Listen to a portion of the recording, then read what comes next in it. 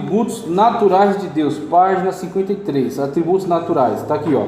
Os atributos naturais de Deus são aqueles inerentes ao seu ser, não inerentes, estão ligados ao seu ser, né? Fazem parte do seu ser, como puro espírito.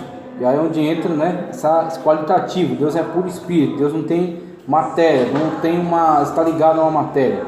Esses atributos revelam exclusivamente aquilo que Deus é, enquanto os atributos morais revelam seu modo de agir, tá certo? E de se relacionar com os anjos e homens.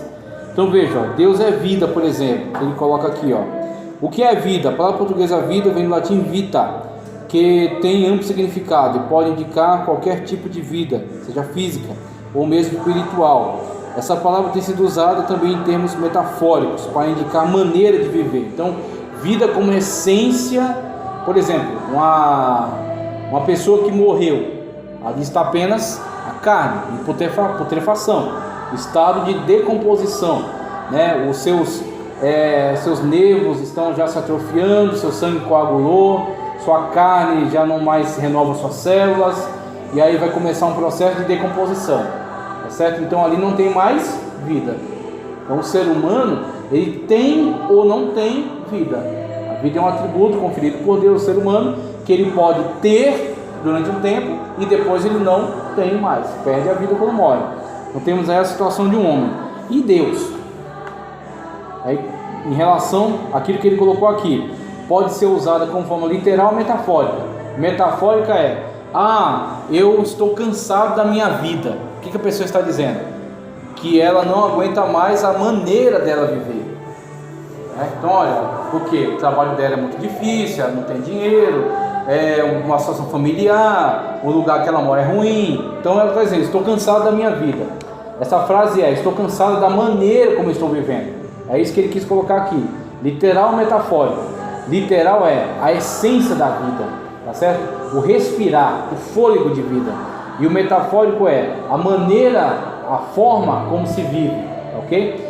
Agora, em relação a Deus, no exemplo que eu dei, o homem pode ter ou não ter vida, é um atributo dado por Deus a ele, conferido a ele.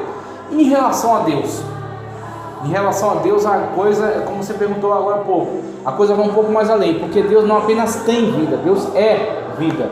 Então, se a gente pegar todas as coisas que têm vida no universo e buscar a sua origem, nós vamos ver que todas elas só puderam em algum momento respirar porque alguém lhes deu vida. Alguém lhes deu esta faísca de início, tá certo? Para que tudo começasse a funcionar, para que tudo começasse a respirar, a existir, ok? E o princípio de vida é Deus, porque Deus não apenas tem vida, Deus é vida. Deus é o princípio vital. Olha o texto lá em tela, João 5,26 nos diz, ó: pois da mesma forma como o Pai tem a vida em si mesmo, ou seja, em si mesmo, por quê? Porque ele é constituído disso, ele é o princípio de vida, tá certo? Ele não apenas tem, mas ele em si mesmo, ou seja, ele é a vida. Ele concedeu ao Filho ter a vida também em si mesmo. Então, a vida que Deus é, confere ao Filho também a vida. Inclusive, Cristo mesmo diz: a minha vida ninguém a toma, eu a dou. Tenho o poder de tomá-la, de dá-la e tomá-la de volta. Por quê? Porque enquanto os outros têm uma vida concedida por Deus, Ele é o dono da vida. Tá certo? Eu sou o caminho, eu sou a verdade, eu sou a vida. Eu sou a vida. Percebeu? Então, Cristo confere vida, ou Cristo tira vida. Deus confere vida, Deus tira a vida. E aí quando a gente olha, quando você começa a entender Deus nesse nível, você começa a ler o Antigo Testamento e você não se assusta mais. Quando a gente é novo convertido, a gente lê livro de Josué, livro de Juízes, a gente se escandaliza. Por quê? É matança. Matança é juízo, é mortandade, é guerra, é eliminação de pessoas, de eliminar todas as pessoas de uma cidade, incluindo até os animais. A gente olha para isso e fala: que negócio terrível. Como é que alguém pode ter esse direito de eliminar todas essas vidas, até crianças? Por quê? Porque você ainda é neófito, você não conhece, você não entende Deus. Você não está se relacionando com Deus da maneira correta, entendendo quem é Deus e qual é o seu poder e quais são os seus direitos. eu não tenho o direito de tirar a vida de ninguém. O que eu posso fazer? Eu tenho, vamos dizer, uma liberdade bem limitada, entre aspas, de defender a minha vida contra uma ameaça, tá certo? Uma ameaça à minha vida. Então eu tenho o direito de autodefesa, ou de defender uma pessoa que está sendo injustamente ameaçada, tá certo? Então uma pessoa veio até aqui tentar roubar e está também ameaçando tirar a vida das pessoas. Eu tenho a chance de abatê-la para resguardar a segurança, a integridade física, a vida das pessoas. Então, em função da ameaça a pessoas inocentes, é-me dado então esse direito de tirar aquela vida, por causa da vida das outras que ele está ameaçando, só por isso. Mas não porque em algum momento eu conquistei o direito absoluto sobre a vida dela. Não tem, ninguém tem. A polícia não tem, o Estado não tem, o Papa não tem o direito de vida e morte sobre as pessoas, mesmo que em algum momento pense que tenha, mas não tem. Por quê? Porque não fui eu que dei a vida para alguém. Eu não tenho um princípio de vida para dar a alguém. Ah, mas eu gerei, me relacionei com a mulher, engravidou e gerou aquela vida. Tá. Se eu tivesse o poder de dar a vida àquele recém-nascido, não haveriam recém-nascidos mortos, pessoas que morressem no ventre. Por quê? Porque eu tenho a vida e dou para ela. É assim que acontece? Não. Ela concebe, eu comunico o material, ali acontece, né, a gestação. Só que se aquela vida vai prosperar ou não, nós não temos esse poder. Aí a ciência constrói até alguns meios para remediar alguns riscos, alguns problemas de formação, né? Mas no final das contas, a vida só pertence a Deus.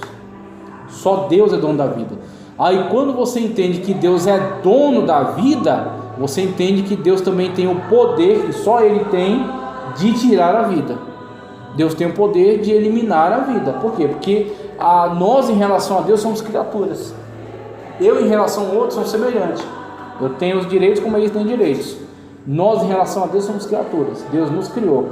Então, da mesma forma como eu posso pegar essa Bíblia e rasgar, porque é minha, mesmo que cause escândalo e tal, mas é minha, eu comprei. Então, é um material adquirido por mim. Eu posso rasgá-la. Ou eu poderia ter feito essa Bíblia, produzido papel, impresso as letras, teria criado ela. Eu posso rasgá-la, é minha propriedade, tá certo? Agora, eu não posso eliminar a vida de outra pessoa, porque não fiz aquela vida, não concedi aquela vida. Deus pode, porque Deus é o que dá a vida, tá certo?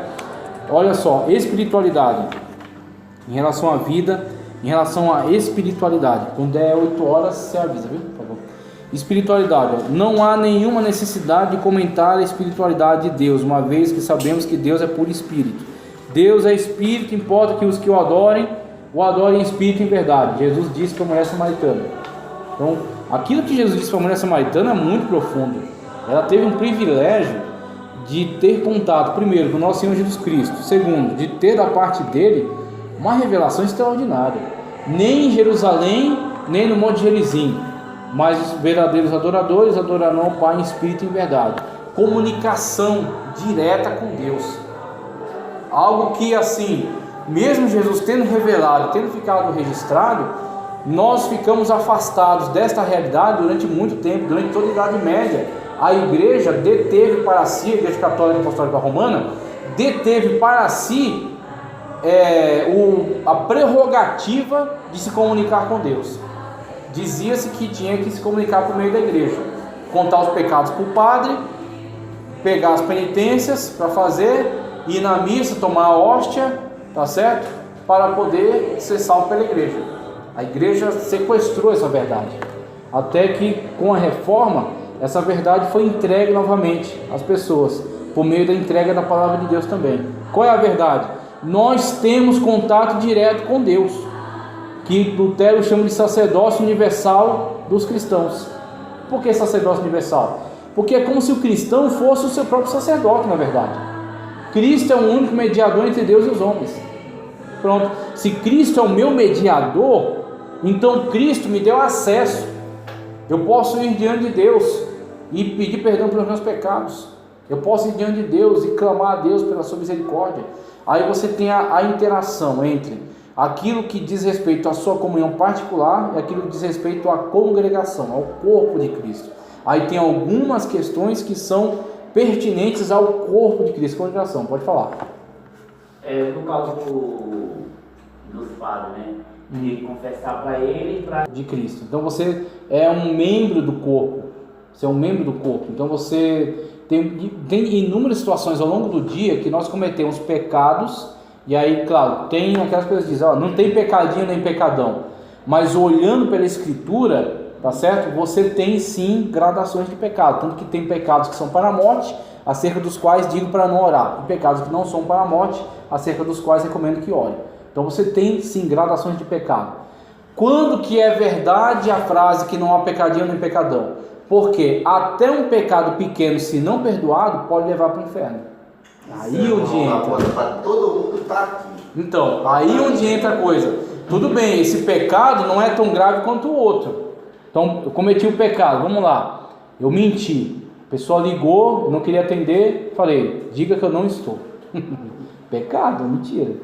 Aí um outro pecado, eu peguei uma criança de um irmão, eu levei para um mato e eu estraçalhei com ela. Eu decapitei, eu rasguei, eu desmembrei e eu peguei cada um membro e enterrei em um lugar diferente. É pecado também ou não é? É pecado. Mas é o mesmo pecado que o outro? Não. Aquele pecado não causou, aí o pessoal chama de mentirinha branca. Toma cuidado com isso, mentira é mentira, tá? Então o que acontece? Aquele não causou dano. Esse causou um dano grave e terrível. Essa é a questão. Só que tem um porém. Sempre tem esse porém, né? Mesmo se eu ficar naquele pecado brando, mas se eu não me arrepender dele, um pecado desse me leva para o inferno. Eu fico repetindo constantemente. Aí a mentira se torna um hábito na minha vida. Qualquer subterfúgio meu, eu uso a mentira. Pronto, agora eu me associei à mentira como se fosse algo da minha vida, corriqueiro da minha vida. E Jesus Cristo diz, o pai da mentira é o diabo. Então estou destruindo a minha comunhão com Deus por meio de coisas pequenas. Tem gente que destrói a comunhão com Deus por coisas grandes. Tem gente que destrói por coisas pequenas. Aí no caso assim, a pessoa pecou contra Deus e pecou contra outra pessoa. Exatamente, exatamente. No caso, vamos usar como um exemplo. Sim. Alguém caiu em Adultério. Ele aí tem que confessar. Sim. Ele pecou contra Deus e contra a igreja. Exatamente. Contra alguém da igreja. E se ele foi num prostíbulo, aquela pessoa já estava no prostíbulo. Eu sei. Aí, a pessoa já estava em contaminação. Só que ele é membro. Pecou contra a igreja. Então ele é membro do corpo de Cristo. Ele se prostituiu. Quando ele foi para ali, não é somente o nome dele que ele sujou o nome de Cristo. Ele sujou o nome da igreja, tá certo? Então você tem a necessidade dele confessar para a igreja, necessidade dele expor o seu crime, o seu pecado, tá certo? A sua ofensa, porque ele pecou contra Deus e pecou contra a igreja também. Então ele necessita ser perdoado pela igreja. Então ele tem que expor. Na atualidade, para não ter problema jurídico, a pessoa não expõe mais. Antigamente expunha, dizia exatamente o que fez. Agora não, fala, ó, fulano caiu, fulano cometeu um erro. Fulano caiu, a igreja em geral sabe o que a pessoa fez. Sabe, exatamente. Aí alguns visitantes não sabem, algumas pessoas mais novas não sabem, e é até melhor. Mas 90% ou 99% sabe. Sabe, exatamente. Aí ele confessa e recebe perdão. Se a pessoa não confessar com a igreja, primeiro o pastor, ele é perdoado por Deus? Olha, quando a Bíblia fala confessar o pecado, ela está falando para confessar a igreja, ou o pastor, ou confessar a Deus. Digo para você que ele não fez o processo de arrependimento, ele não cumpriu. Ele tentou fazer um atalho. Ele tem que tomar muito cuidado em relação à salvação dele. Perguntar porque a gente está dentro de uma situação, né? Eu sei. Outra coisa, se a pessoa confessou, você tem um processo. Segunda coisa, ele está num processo. Então você tem que ver o seguinte: ele se dispôs a fazer, aí ele está disposto a fazer, e Deus está vendo, que ele tem olhos como chama de fogo, ele está vendo no coração, arrependimento verdadeiro. Ele quer de fato confessar. Só que às vezes o pastor diz para ele: não, fica quieto aí, a gente resolve aqui. Ele foi até o pastor, abriu o jogo, falou: estou disposto a pedir perdão diante da igreja. Só que às vezes o pastor não quer alarde, não quer causar escândalo. Então ele fala: não, fique quieto aí, fique em paz, fica no banco aí, que depois, né, passa por um período de arrependimento, de disciplina, né, mostra que você mudou de atitude e depois a gente reintegra você. Ele foi até a sua liderança. Então ele se dispôs a se apresentar à igreja, a se colocar dentro da igreja, expor o seu caso e ser perdoado. Agora a liderança que preferiu não. Então Deus está vendo a atitude dele. Você pode falar. Mas Júlio, aproveitando a carona, você... sim, a questão do perdão de Deus. Aí porque você é tem o que... mais importante, não é o perdão da igreja, é de Deus. Exatamente, o mais importante é o perdão de Deus. Você tem que ver primeiro a palavra, se você está de acordo com a palavra, como por exemplo, Cristo fala em relação a levar testemunhas, né, a pessoa confessar. João também fala muito acerca disso, acerca de você orar por aqueles pecados que são possíveis de perdoar, pecados veniais e não veniais, né? Pecados que cabem perdão, que não cabem perdão. Então tem a questão de você cumprir a palavra de Deus, o remédio, né, contra aquele mal. Então você se submete à palavra de Deus. E a segunda coisa é a sua comunhão. Então você tem que ter, espiritualmente falando, um contato, uma comunhão com Deus para sentir esse perdão. Se você continuar arrastando culpa, aí tem alguns problemas. Tem pessoas que são perdoadas por Deus, mas não se perdoam. Tem essa situação. Pessoas que ficam constantemente se culpando. Deus às vezes perdoa a pessoa, mas ela não se perdoa por ter se deixado levar por essa situação. E tem situações nas quais a pessoa não está interessada no perdão, mas somente ou em camuflar o pecado, tá certo? Ou em apenas se livrar daquela situação para ser reintegrada no cargo. Tudo que ela pensa no cargo. Então, situações assim, você não vê o processo de arrependimento, né? Que você tem que ter o metanoia e o epistrefe. Metanoia é mudança de mente.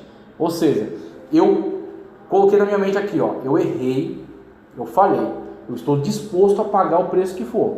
É pedir perdão para a igreja? Peço. É pedir perdão para o pastor? Peço. É ficar um tempo de disciplina? Fico. Então você tem a mudança de mente. Você fala: eu nunca mais quero cair nesse pecado. Cristo tem que olhar e ver essa disposição. Mas futuramente vai cair. Tudo bem, mas ele estava determinado a não cair. Ele se arrependeu de verdade e estava cooperando de verdade para não cair. Aí cometeu um deslize mais tarde, vai ter a situação de passar de novo pelo processo. Mas neste momento ele tem que manifestar que ele não quer cair. Aí onde você vê o arrependimento e o epistrefe, a mudança de atitude. Aí a mudança de pensamento tem que refletir na mudança de atitude. As atitudes dele tem que ser outra. Ele tem que agora começar a cooperar para não cair mais naquele erro. Agora, se ele diz que se arrependeu, mas continua se colocando na mesma situação: eu tomei cachaça, peço perdão para a igreja porque eu tomei cachaça. Tá, você está perdoado, volta. Aí daqui a pouco você vê o cara lá conversando com os amigos, jogando baralho. Eu conheci outro homem que ele fez o seguinte: ele tem um momento que ele não tem como retornar. Sim. A família está toda destruída e você olha para o homem tem talento de ser um grande empresário. Sim. Está na miséria. Não encontra lugar para arrependimento. Não. De tanto que ele maquiou os erros, escondeu, né, e não fez o processo de arrependimento. E agora ele desculpa em cima de desculpas e vai seguindo desse jeito aí, com a vida caótica, bagunçada. Inclusive, você estava falando aí da vida, né? Em defesa do carro policial. Sim. Isso aí a gente discutiu em ética cristã, mas é a questão do policial, ele está ali com o aval do Estado, né? Quem é o Estado? Todos nós. Damos a ele o aval de proteger, né, o inocente, o cidadão. Então, quando ele tira a vida de alguém, ele só pode tirar a vida dessa pessoa que oferece risco à vida dele e dos demais. Então, a ele é dado esse, vamos dizer assim, esse salvo-conduto, né? É dado, então, esse, não é um direito, não é bem um direito, mas é concedido a ele, então, essa possibilidade de tirar a vida para proteger as outras. Alguém que arrisca, né? A sua própria vida, né? E a sua própria vida, exatamente. Uma vez que ofereça risco a ele, ele tem que abater, tem que eliminar, tá ok? Aí ele continua falando de espírito, e o texto eu já citei, Deus é espírito, é necessário que quem o adore espírito de verdade. Pode, Senhor, tudo bem? Pode ficar à vontade, pode entrar. Então você tem essa situação na qual Deus ser espírito, a qualidade de Deus como espírito, e Tá querendo me citar lá um negócio que você falou, não, né?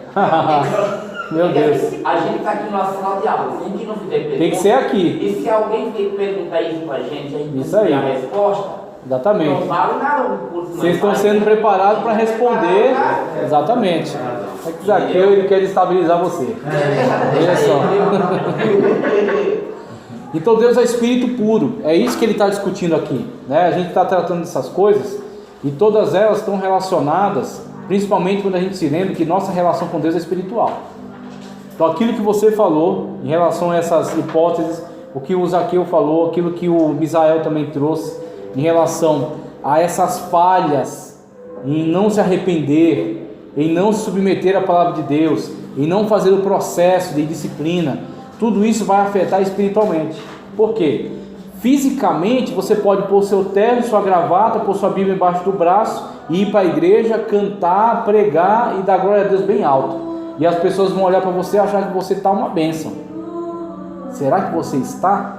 Agora quando chegar no grande dia, Vai ter surpresa. aquela palavra de Cristo, como é que vai ficar? Apartai-vos de mim, malditos, para o fogo eterno, porque não vos conheço.